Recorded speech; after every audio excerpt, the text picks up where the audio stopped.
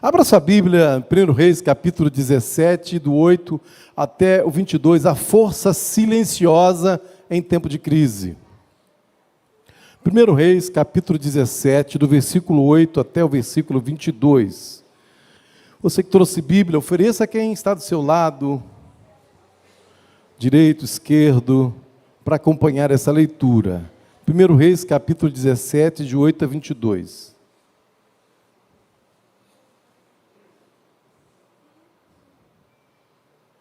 Então o Senhor disse a Elias: apronte-se e vá até a cidade de Sarepta, perto de Sidom, e fique lá. Eu mandei que uma viúva que mora ali dê comida para você. Então Elias foi para Sarepta.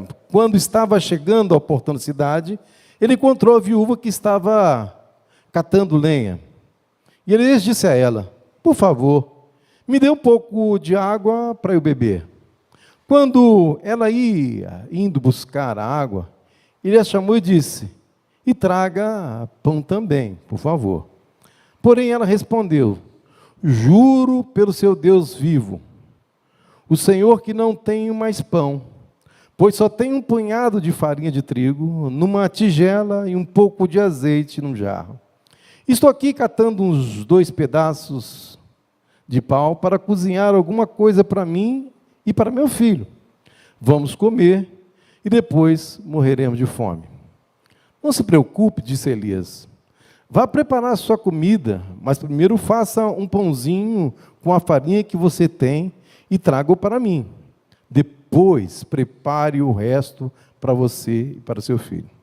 Pois o Senhor, o Deus de Israel, disse isto: não acabará a farinha da sua tigela, nem faltará azeite no seu jarro, até um dia que eu, o Senhor, fizer cair chuva. Então a viúva foi e fez como Elias tinha dito, e todos eles tiveram comida para muitos dias. Como o Senhor havia prometido por meio de Elias, não faltou farinha na tigela, nem azeite no jarro. Algum tempo depois, o filho da viúva ficou doente. Ele foi ficando cada vez pior e acabou morrendo. Então ela disse a Elias: homem de Deus, o que o Senhor tem contra mim? Será que o Senhor veio aqui para fazer com que Deus lembrasse dos meus pecados e assim provocar a morte do meu filho? Teme o seu filho, disse Elias. Então pegou o menino dos braços da mãe e o levou para andar de cima, para o quarto onde estava morando, e o colocou na sua cama. Então orou em voz alta assim: ó Senhor meu Deus, por que fizestes essas coisas tão terríveis para esta viúva? Ela me hospedou e agora tu mataste o filho dela? Aí Elias se deitou em cima do menino 3 vezes e orou deste modo: ó Senhor, meu Deus, faze com que esta criança viva de novo. E o Senhor Deus respondeu a oração de Elias, e o menino começou a respirar outra vez, e tornou a viver. Senhor, obrigado, a tua palavra é lida, é poder de Deus para salvação, para transformação e para restauração. E pedimos que ela fale a nossa mente e coração. Nós repreendemos toda obra contrária à tua palavra, bendizendo-te, Pai, e adorando-te em nome de Jesus. Amém. Hoje é um tempo de celebração, é um tempo de saudades, e por vezes também um tempo de choro. Eclesiastes, no capítulo 3, verso 1, diz assim: tudo tem o seu tempo determinado, e há tempo para todo propósito debaixo do céu. Nosso carinho e homenagem às mães solos, às mães enfermas, às mães com os filhos com necessidades especiais, às mães em luto, em dificuldades financeiras, as mães que enfrentam violência domésticas, as mães idosas que ainda cuidam dos filhos, as mães que enfrentam vícios em seus lares, mães que foram abandonadas, mães que adotaram, mães em situação instável, mães sem grandes desafios. A nossa homenagem a todas vocês. Hoje a palavra de Deus nos convida para olhar uma dessas mulheres, uma mãe solo, em meio à crise avassaladora, nós vamos aprender com a história de fé, de resiliência e de uma intervenção divina em relação a essas mães. O contexto desse texto, estamos num período turbulento na história de Israel, durante o reinado de Acabe e de Jezabel, a sua esposa. Havia uma idolatria que estava ali instalada, desafiando o próprio Deus verdadeiro. Em resposta, então, à apostasia do povo, o Senhor envia o profeta Elias para anunciar uma seca severa sobre a terra. E após um período que ele ficou escondido no ribeiro do Querite, sustentado milagrosamente por corvos, a palavra do Senhor chega a Elias com uma instrução. Versículo 9 do capítulo 17. Levanta-te para Sarepta, que pertence a Sidom, e habita ali. E eis que ordenei a uma mulher viúva que te sustente. O contexto histórico. Essa cidade, e ela é uma cidade fenícia, fora dos limites de Israel, e conhecida por sua idolatria. A seca anunciada por Elias não foi uma dificuldade passageira, uma crise que ganhou proporções profundas e duradouras, uma fome generalizada sobre a terra.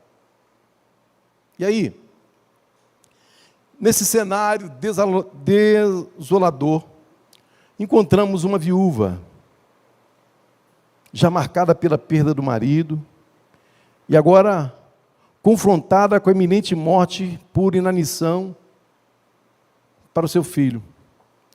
Há aqui uma situação extrema, uma situação de profunda vulnerabilidade, sem recurso, sem família, apenas a perspectiva sombria da fome. Eu quero aproveitar esse texto, então falar sobre essa mãe solo, como tantas outras do nosso Brasil. Mulheres que cuidam dos seus filhos, sem o apoio do marido. Mulheres que se envolvem de uma forma e que têm uma força que vem direta de Deus. Aproveitar esse texto e falar para você, mulher, que está aqui nesta noite, para a gente entender como alguém, apesar da sua vulnerabilidade, pode experimentar coisas grandiosas na presença de Deus. E a primeira coisa que me chama a atenção, e aí também para nós homens, que a humildade e reconhecer a necessidade é a porta para a provisão divina. Ou seja, olha que interessante, Deus manda o profeta procurar uma mulher justamente que não tinha comida. É o primeiro destaque que me chama a atenção. Como é que Deus manda ele procurar uma mulher que não tinha nada? Ele falou assim, vai lá e procura a viúva que ela vai te alimentar. E é interessante que o texto começa que o profeta pede o quê? Ele pede água. Quando ela sai, ele fala, traz pão também para mim. E a mulher, então, o que ela fala?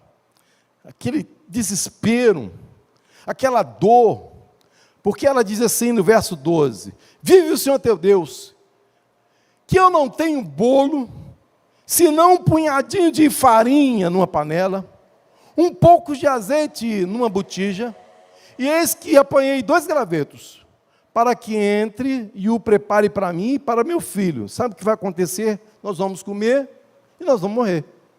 Me intrigou muito essa ideia de Deus falar para o profeta procurar uma viúva que não tinha nada para comer. E não só isso, irmãos, essa viúva ela faz uma declaração muito nua e crua, nós poderíamos usar o termos aqui, muito despojada. Ela, de forma humilde, ela reconhece a sua própria necessidade. Ela não se orgulha da sua pobreza, nem tenta aparentar uma autossuficiência que ela não possui. O que ela faz? Ela apresenta como é. É uma beira de exaustão, alguém sem recurso, alguém com um futuro sombrio à frente. E a humildade, longe de ser uma fraqueza, deixa eu falar uma coisa para você, torna-se a porta de entrada para a intervenção divina. Esta mulher abre o coração, de forma muito humilde. Eu quero dizer nesta noite, que se tem uma porta que Deus gosta de atuar, é na nossa humildade. Ele age com poder.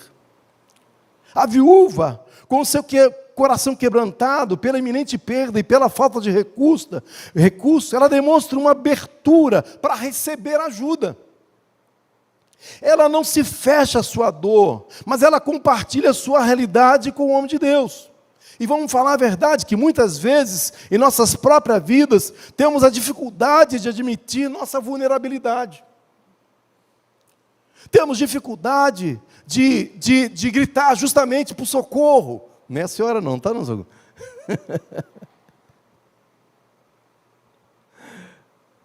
A verdade é que às vezes falta coragem para a gente admitir os nossos medos. Medo da solidão, medo da incompreensão, medo da falta de provisão, de tantos outros medos. Falta coragem de falar, eu estou com medo. Medo de falar da própria dor. Vamos ser sinceros, parece que nós estamos vivendo num tempo que a gente tem medo de falar da dor da gente. Às vezes o cara está arrebentado por dentro, a pessoa está quebrada por dentro, não aguenta mais de dor, mas ela sofre calada. Me lembro de um velório que fui, e cheguei nesse velório, foi o meu primeiro dia de pastoreio nesta igreja, e participei já de um velório. E eu estou vendo lá a viúva forte, aparentemente, e as pessoas só falam, nossa, que mulher forte. E todo mundo, o comentário era, que mulher forte. E eu por dentro sabendo assim, tem alguma coisa que não está acontecendo, que não está legal com essa dona. E que mulher forte. Depois acabou o velório, a gente soube a situação que estava, a situação que ela estava, a dificuldade, ela havia casado, ficado viúva, e ficou viúva e casou-se novamente. E naquele período, lembra, alguns aqui vão se lembrar, naquele período da AIDS, que chegava a AIDS e era como se chegasse o veredito da morte já, né? E ela estava sofrendo muito, depois da convivência pastoral, e com muitas dores, mas ela precisava ficar forte, e aí a gente descobriu que ela casou-se com um moço, e esse moço, e depois desse casamento, ela adquiriu AIDS. E ela não sabia se ela adquiriu a AIDS dele, porque ainda não tinha todo esse processo, ou se ela, antes do casamento, depois do casamento. E eu sei que ela estava num conflito muito grande, porque o marido havia morrido, e ela adquiriu a AIDS. Naquele tempo, como eu disse, os irmãos aqui que sabem, daquele tempo, não tinha tratamento. E aquela mulher eu descobri que ela estava numa dor intensa por dentro. Mas as pessoas falavam assim, não, isso que é fé. E todo mundo chega, nossa, que mulher de fé. E depois a gente conviveu, fez o trabalho pastoral, e ela começou, irmãos, a pele começou a sofrer aquilo que ela não conseguia colocar para fora, o físico começou a colocar. A boca começou a entortar. E ela ficou desconfigurada nesse quadro todo, porque ela não conseguia colocar para fora. Quantas pessoas estão em depressão, em angústia, em profunda ansiedade, sabe por quê? Porque guardam. Ele não consegue transformar a dor em palavras. E quando a gente não consegue transformar a dor em palavras, essa dor vai sair em algum lugar. Ela vai quebrar a gente por dentro. E me chama a atenção dessa mulher aqui, que essa mulher, ela estava vivendo uma dor profunda. Eu vou comer, eu e meu filho, e nós vamos morrer, é o que a gente tem. É interessante porque, sabe, quando a gente não tem medo de falar da nossa dor, isso se chama orgulho. Porque esse orgulho pode nos cegar para as necessidades de ajuda. Porque quantas pessoas falam assim, não, eu vou resolver tudo sozinho. E vamos falar a verdade, quantas pessoas estão já batendo na tecla, dizendo, eu vou resolver sozinho. E não resolveu, passa ano, 1, 2, 3, 10 anos, e ele não resolveu o problema. Continua com a dor.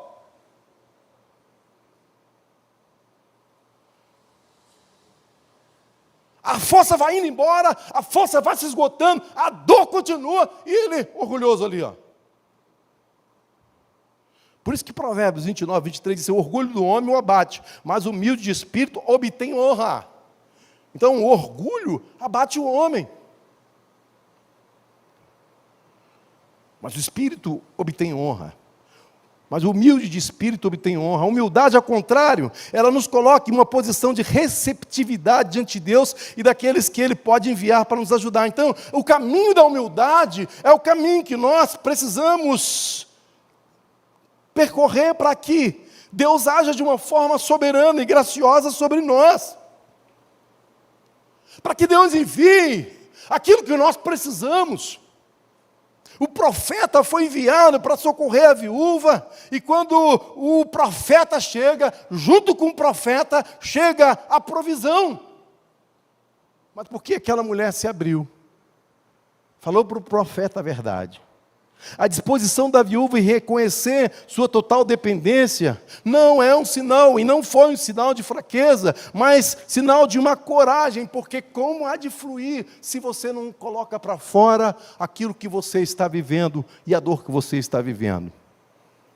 É preciso força para baixar a guarda e admitir que você não tem todas as respostas ou todos os recursos. Abaixe a guarda nessa noite, e eu creio que Deus vai fluir na sua vida de uma forma intensa. Abaixe a guarda!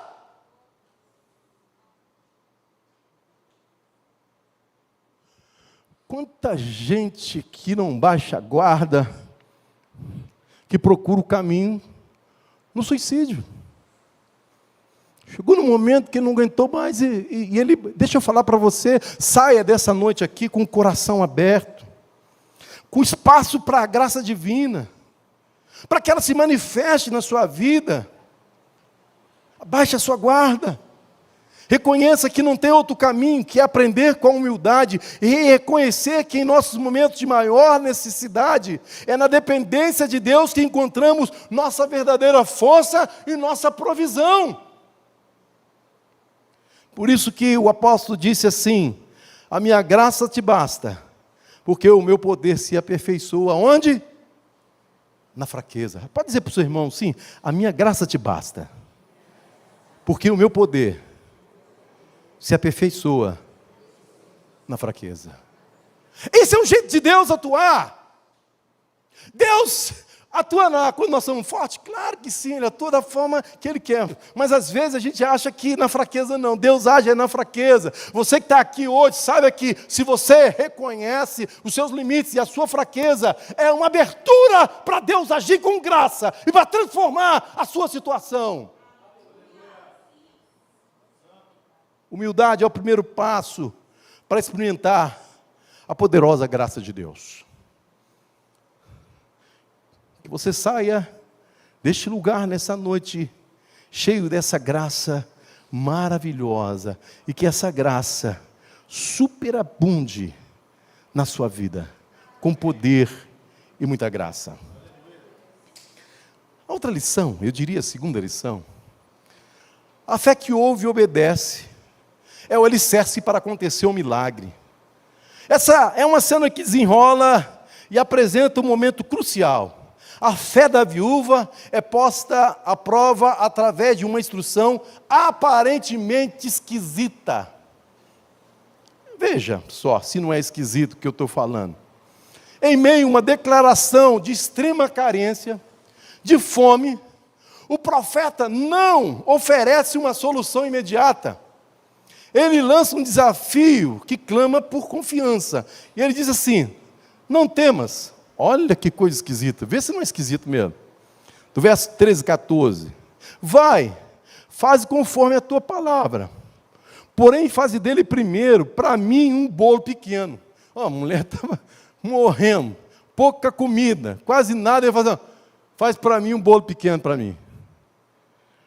Porque assim diz o Senhor Deus de Israel: a farinha da panela não se acabará, e o azeite da botija não faltará, até o dia em que o Senhor der chuva sobre a terra. À primeira vista, o pedido de Elias pode ser egoísta demais, porque é lógico, se ela faz primeiro para ele, alguém fica sem. Ó, aquela mãe faminta, falando da sua última refeição, com um estranho, e o estranho chega e diz, ó, passa para cá, ó, a minha comida. Já pensou? Pensa você no lugar, se não é um negócio esquisito. Sei lá que seu filho, sem nada para comer, só tem um pouquinho, e ela fala assim, nós vamos comer e vamos morrer. Aí ele fala assim, vamos fazer o inverso, faz primeiro para mim. Mas aqui tem uma chave para a gente compreender o que estava acontecendo. Porque assim diz o Senhor, Deus de Israel. Aquela mulher falou, presta atenção, quem está falando com você, quem falou com você, não é o recado, não é do profeta. O recado é de Deus. Assim falou com você. Deus falou, Deus disse para você. Então, não era o pedido pessoal de Elias, mas a voz do próprio Deus falando através do profeta. E aí, irmãos, está a grande chave para a gente entender quando Deus ordena que a gente faça alguma coisa. Não é a palavra do pastor, é a palavra de Deus. É a palavra de Deus que assegura que nós vamos, de graça e pela graça, sermos fortalecidos de dentro para fora e na nossa fraqueza. Se é a palavra de Deus que ordena, confie.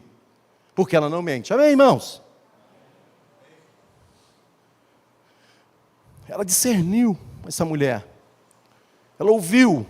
É o próprio Deus falando, não é o profeta. A verdadeira essência desse momento reside na fé, que capacita a viúva a ouvir essa palavra e obedecer, mesmo quando a lógica humana e as circunstâncias gritavam o contrário. A lógica humana gritava de um jeito, as circunstâncias gritavam de outro, e ela ouviu a voz de Deus, porque quando nós ouvimos a voz de Deus, Deus espera que a gente responda. Por isso que Hebreus capítulo 11, verso 1 diz, ora, a fé é o firmamento, é o firme fundamento das coisas que se esperam, e a prova das coisas que não se viu. Ela não via a multiplicação da farinha e do azeite, mas ela escolheu crer na promessa de um Deus que é fiel para cumprir a sua palavra. Eu não sei o que você está vendo, mas deixa eu falar para você, o que nós precisamos é crer na promessa de um Deus que é fiel para cumprir a sua palavra. Deus não é homem para que minta, nem filho de homem para que se arrependa. Portanto, tendo ele prometido, não fará, ou tendo falado, não cumprirá. Números 23, verso 19, aquilo que Deus promete, ele cumpre. A fé daquela mulher transcendeu a realidade imediata da escassez. Sabe o que ela se agarrou? Ela se agarrou à certeza da provisão divina. E quero falar uma verdade para você. A obediência, portanto, torna-se o canal pela qual o milagre pode fluir. Você quer ver fluindo na sua vida um milagre? Obedeça ao Senhor. Porque vamos falar a verdade. Tem gente querendo que a graça de Deus flua, que o milagre de Deus aconteça, mas não quer tornar-se obediente. Tiago capítulo 1, verso 22 diz assim, e sede cumpridores da palavra, e não somente ouvinte, enganando-vos a vós mesmos. A viúva não apenas ouviu a promessa, mas agiu de acordo com ela, demonstrando uma fé viva e ativa, a sua disposição em dar o primeiro bolo a Elias, confiando a promessa para o futuro, revela, sabe o quê? Uma entrega total à vontade de Deus. E é isso que nós precisamos entender. Sabe o que Deus espera da gente? Que a gente entregue-se totalmente a Ele. Que a gente confie nas promessas dEle. Sabe, essa passagem nos desafia a examinar a nossa própria fé. Quantas vezes ouvimos a palavra de Deus, mas hesitamos em obedecer por parecer ilógico, arriscada e contrária às nossas expectativas. A história da viúva nos lembra que a verdadeira fé se manifesta onde? Na obediência. Mesmo quando não compreendemos completamente os planos de Deus. Por isso, Provérbios 3, 5, 6 diz assim, confia no Senhor de todo o teu coração, não te estribes no teu próprio entendimento, reconheça-o em todos os teus caminhos, e Ele endireitará as tuas veredas. Você crê nisso? Por favor, coloque Provérbios 3, 5, 6 aí para mim. Mas aqui é uma porta aberta. Provérbios 3, 5, 6, quem tiver aí, por favor. É uma porta aberta. A obediência da viúva diante da escassez abriu caminho para o milagre da multiplicação. Que a gente possa escolher obedecer, experimentando assim a fidelidade incomparável do Senhor. Há alguma coisa aparentemente impossível? Obediência. Vamos ler o que diz o Provérbios. Juntos, só as mulheres do primeiro versículo. Confie.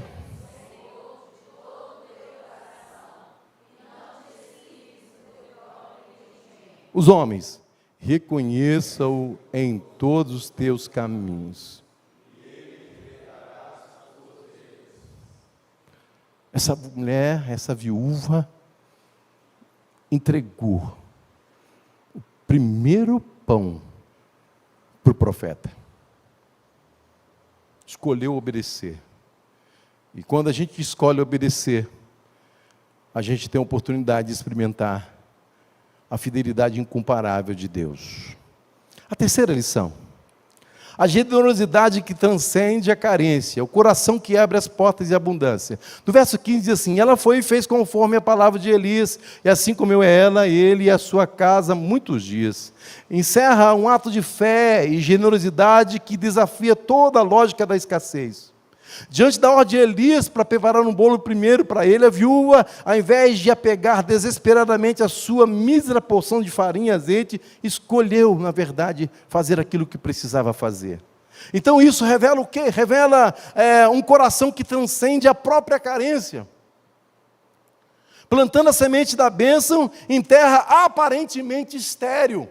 É isso que essa mulher faz. Jesus já havia nos ensinado isso também, nos ensinou isso. Sobre a generosidade da viúva, em sua situação de extrema vulnerabilidade, ecoa os ensinamentos de Jesus sobre a oferta da viúva pobre no templo, lembra?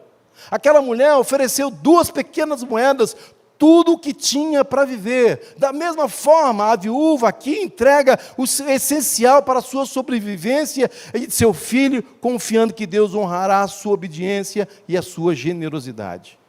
Por isso que Provérbios capítulo 11, 25 diz assim: a alma generosa prosperará, e aquele que regar também será regado. Mesmo estando na miséria e sem quase nada, se mostrou disposta a compartilhar o pouco que tinha. Essa atitude de generosidade e fé criou as condições para que Deus abençoasse com fartura. Em outras palavras, eu diria que dar com fé, mesmo na escassez, atrai a provisão de Deus. E só acredita quem já viveu a experiência. E eu vi isso, sabe? Interessante. E eu me lembro como que isso foi forte. Eu peguei uma cesta básica, coloquei no carro e fui levar para uma irmã. E cheguei na casa dela, a gente começou a conversar, entreguei a cesta e ela compartilhou comigo: pastor, o café de casa acabou. E eu peguei o pouco que eu tinha, porque do vizinho também acabou, e eu dividi. Eu fiquei com um pouco, e ela ficou com um pouco. Não tínhamos mais nada, e eu não tinha mais nada, só aquele pouco de pó que eu passei para ela, ela ficou com um pouco, e ficamos sem nada. E eu estou dando testemunho para o Senhor, porque esta é a segunda cesta básica que eu recebo no dia de hoje. Foi forte, viu, irmãos? Como que Deus providenciou aquilo que ela precisava naquele momento de escassez. Eu não sei, talvez se fosse algum de nós, diria assim: não, eu vou tomar o meu cafezinho agora, de manhã, e pelo menos eu tenho um cafezinho para tarde, né? Na lógica humana, do coração humano, eu tomo meu cafezinho de manhã e tomo meu cafezinho à tarde. Aquela mulher repartiu pó. Irmãos, foi uma das experiências mais fortes que eu vivi em termos de compartilhamento. E eu entendi muito bem o que Jesus está falando da viúva que tinha só 2 moedinhas e deu tudo que ela tinha. Aquela mulher deu todo o pó de café que ela tinha. Como resultado natural, não de barganha de troca. 2 cestas básicas apareceram na casa dela aquele dia. Foi um dia de provisão. E ela disse: pastor, eu quero agradecer a Deus por esse momento tão forte na minha vida. Para você talvez não signifique nada ou quase nada 2 cestas básicas que você receba no dia de hoje. Ou um dia que você possa receber, mas para aquela mulher, aquelas 2 cestas básicas, irmãos, foi impactante para a vida dela e para a minha vida também. Foi muito forte. Eu vi alguém repartir o pó de café. E ao repartir o pó de café, receber 2 cestas. Sabe, quando a gente fala disso, a gente fala de princípio, de generosidade. A atitude de entrega e serviço não é apenas um ato isolado, mas um princípio fundamental para a gente experimentar a provisão de Deus. Por isso, Filipenses capítulo 2, 3, 4 diz assim: nada façais por contenda ou por vanglória, mas com humildade, cada um considere os outros superiores a si mesmo. Não olhe cada um somente para o seu próprio interesse, mas também para os interesses de outros. A viúva, ao priorizar a necessidade de Elias, demonstra esse amor altruísta, essa consideração pelo próximo, mesmo em sua própria aflição. Algo importante que eu quero dizer para você, que a fé que impulsiona essa generosidade vai além da simples crença intelectual. Porque se você ficar no nível do seu intelectual, irmãos, você nunca vai dividir o seu pó de café, tendo só para você. Nunca. É uma confiança ativa. Porque isso é prática do caráter de Deus, que é provedor. Sabe, por isso que a Bíblia diz: buscai primeiro o reino de Deus e a sua justiça, e todas as coisas serão acrescentadas. A consequência dessa generosidade é notável. Sabe o que aconteceu? O texto bíblico diz assim: e assim como eu, ela e ele e a sua casa, muitos dias. O Deus da generosidade nesse momento trouxe a provisão além daquilo que na verdade tinha na sua casa. Sabe, é esse Deus que está aqui conosco. A provisão divina não foi imediatamente em grande quantidade, mas foi constante e suficiente para sustentar a todos por longo período. Eu não sei quantos aqui já viveram essa experiência. Mas, irmãos, é muito bom quando a gente tem a oportunidade de ver Deus sustentar constante e suficiente a vida da gente. Eu diria para você que está aqui, que essa generosidade foi movida pela fé. Essa generosidade não apenas abençoa o receptor, mas também abre um canal para que a bênção retorne ao doador de maneira inesperada. Por isso, 2 Coríntios capítulo 9, versos 6 e 7 diz assim: lembrai-vos, aquele que semeia pouco, pouco também ceifará. E aquele que semeia com fartura também ceifará. Cada um contribua segundo o propósito do seu coração, não com tristeza, nem por constrangimento, porque Deus ama a que dá com alegria. A gente geralmente grava, e principalmente quando a pessoa não quer ser dizimista, né? Ela grava isso assim: cada um contribua segundo o propósito no seu coração, não com tristeza, nem por constrangimento, porque Deus ama o que dá com alegria. Geralmente, quem não quer ser dizimista, usa esse versículo como base. Mas aqui é uma coisa muito importante. Aquele que semeia pouco, pouco também ceifará. Geralmente não se lembra dessa primeira parte. E o pior, que o texto fala justamente de oferta. O texto não fala de dízimo. O texto fala que alguém com coração aberto faz a sua contribuição. E a visão é que quem semeia pouco também ceifará pouco. Aquele que semeia com fartura também vai ceifar. Mas a alegria dessa viúva é que ela, irmãos, se você pensar direitinho, ela não semeia pouco. Se você pensar em quantidade, sim, mas não é essa a lógica. A lógica não é a quantidade. A lógica é o fruto daquilo que você faz com fé e com a sua generosidade. Alegria em obedecer e compartilhar, mesmo em meio à escassez dessa mulher. Recebeu a provisão abundante. Que possamos aprender com o exemplo inspirador dessa mãe, cuja generosidade impulsiona pela fé, transcende a lógica da carência e coloca no centro de um milagre. Que os nossos corações sejam movidos a dar, não do que nos sobra, mas confiando que Deus é capaz de multiplicar o pouco que temos, quando oferecemos com amor e quando oferecemos com fé. A quarta lição, a perseverança na dependência divina, o sustento diário na fidelidade de Deus. Olha o que diz o versículo 16: da panela a farinha não se acabou, e da botija o azeite não faltou, conforme a palavra do Senhor que ele falara por Elias. Revela então a natureza contínua e fiel da provisão divina da viúva. O milagre não se manifestou com uma explosão repentina de abundância, mas com suprimento constante. Dia após dia, sustentando a viúva, seu filho e profeta durante prolongada seca. A gente aprende que a importância da perseverança na fé, da dependência incessante de Deus em minhas provações que se estende no tempo. Sabe, eu me lembro talvez uma das poucas vezes da vida que precisei de cesta básica. As poucas vezes que precisei de cesta básica. Estava em Belo Horizonte, uma situação complexa, difícil, e Deus mandou o provedor para mim.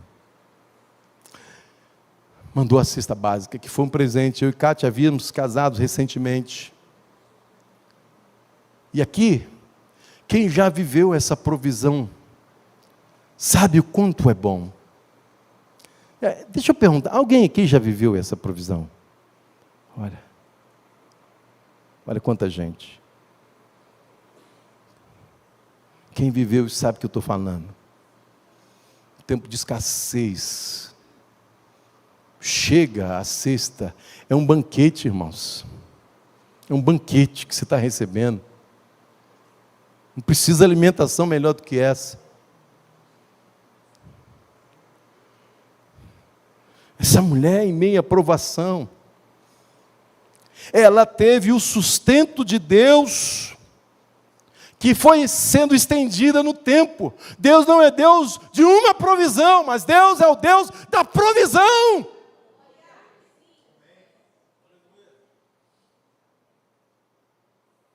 A experiência da viúva reflete a promessa de Deus, porque a promessa de Deus é assim: as misericórdias do Senhor são a causa de não sermos consumidos, porque as suas misericórdias não têm fim, renovam-se a cada manhã, grande é a tua fidelidade. Assim como as misericórdias do Senhor se renovam diariamente, a provisão para a viúva não cessou, demonstrando a fidelidade inabalável de Deus sobre a sua palavra. Ele não precisou clamar por um novo milagre a cada dia, mas como consequência da sua fé, Deus multiplicou.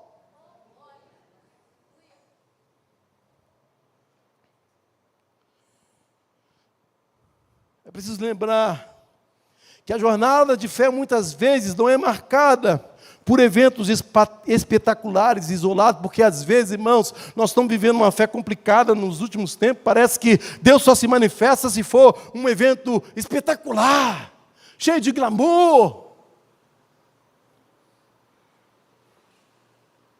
Mas eu quero lembrar que o que nós precisamos é uma confiança diária na provisão e no cuidado de Deus. Deus está cuidando de você, mesmo que não apareça, mesmo que não tenha coisas espetaculares acontecendo na sua vida. Deus está cuidando de você. É por isso que Jesus disse assim: o pão nosso de cada dia nos dá hoje.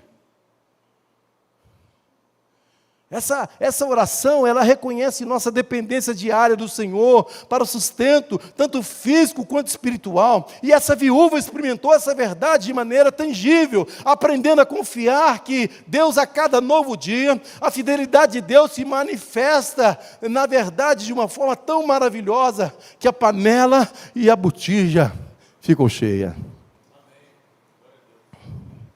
A provisão da seca não foi breve. Sabe, foram 3 anos e meio. Mas essa mulher demonstra que Deus é fiel para nos sustentar em cada etapa da jornada. Você está vivendo uma etapa difícil. Você está vivendo uma etapa complicada que você acha que não vai passar por ela. Deixa eu falar uma verdade para você. Deus te trouxe nesse lugar para você ouvir esta palavra, para você depender da provisão diária de Deus, que nós somos chamados a cultivar uma dependência constante do Senhor, e que Deus quer nos abençoar em todas as áreas da nossa vida, não são algumas áreas apenas. Por isso que Salmos 55, verso 22 diz assim: lança o teu cuidado sobre o Senhor, e Ele te susterá, jamais permitirá que o justo seja abalado. Creia nisso, para você poder aprender com constância do milagre que Deus realizou na viúva, e te ensinar também a cultivar uma fé perseverante. E eu quero trabalhar então agora o último tópico que eu preparei aqui: a vida que brota do impossível. O que aconteceu?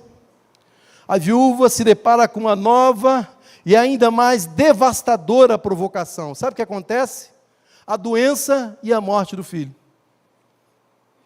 Em sua dor, aquela mulher se volta para Elias, e ela expressa então uma angústia que questiona a própria presença do profeta em sua casa. E ela diz assim no verso 18: que tenho contigo, homem de Deus, veste a mim para trazer à memória a minha iniquidade e matar meu filho. Olha, depois de toda aquela experiência que ela viveu, agora morre o seu filho, e a angústia se estabelece, e ela diz assim: poxa, você veio aqui para casa para trazer à memória a minha iniquidade e matar meu filho, profeta?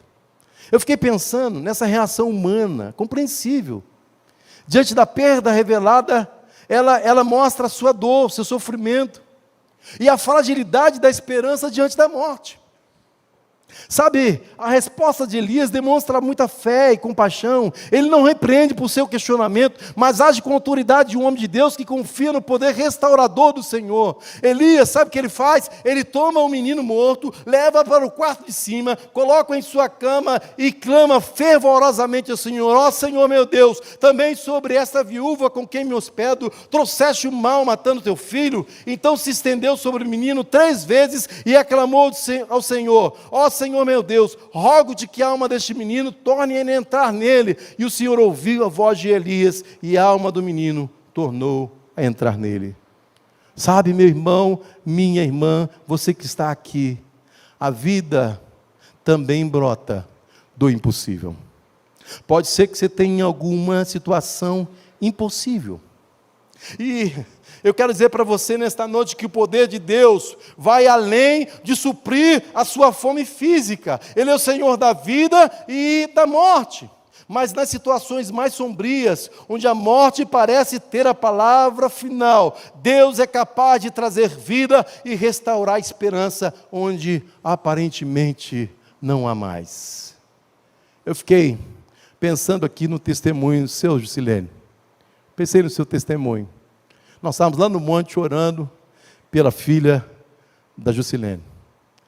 E ela fez a prova, e o resultado que ela não poderia estudar, a pontuação dela não era suficiente, tinha ficado reprovada no Enem, e a Jusilene tomou todos os caminhos legais para que ela pudesse retomar, e nós estávamos lá no monte, Deus nos levou e falou: vamos orar por ela.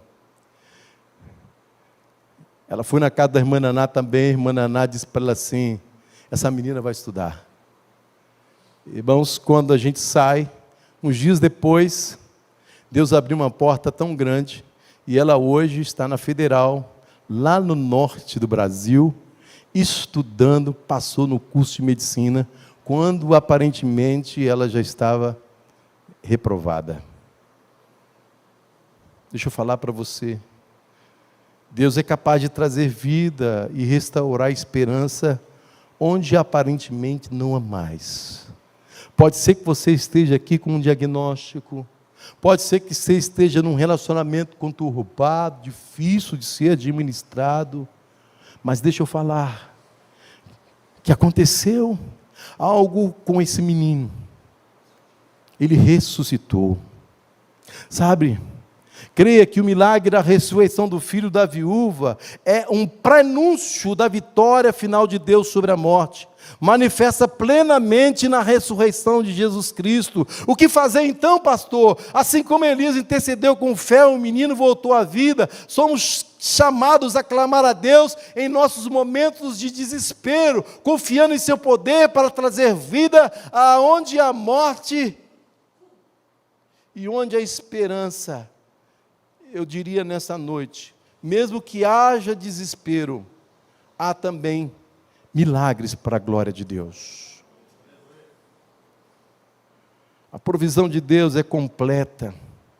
Ela abrange todas as dimensões da vida. Precisamos confiar em Deus, não apenas para aliviar a escassez, mas também para vencer as mortes que estão todos os dias batendo a nossa porta, porque é muito mais do que morte física, às vezes a morte espiritual, às vezes as nossas mortes afetivas, às vezes a morte dos relacionamentos. Precisamos estar atentos para que a morte não chegue e se apodere de nós, e aí a gente fique no estado distante de Deus e distante da graça. Sabe, em todas as circunstâncias, por mais impossíveis que pareçam, Deus é capaz de trazer esperança e vida onde não há mais. Olha o que diz Romanos capítulo 8, 32. Aquele que nem mesmo o seu próprio filho poupou, antes o entregou por todos nós, como não nos trará também com ele todas as coisas? A ressurreição do filho da viúva é um testemunho poderoso dessa promessa. Eu quero chamar os meus irmãos do Ministério de Louvor. Se aproxime aqui comigo. Porque, chegando devagarzinho, a história da viúva ressoa com a esperança dos diversos tipos de mães em crise.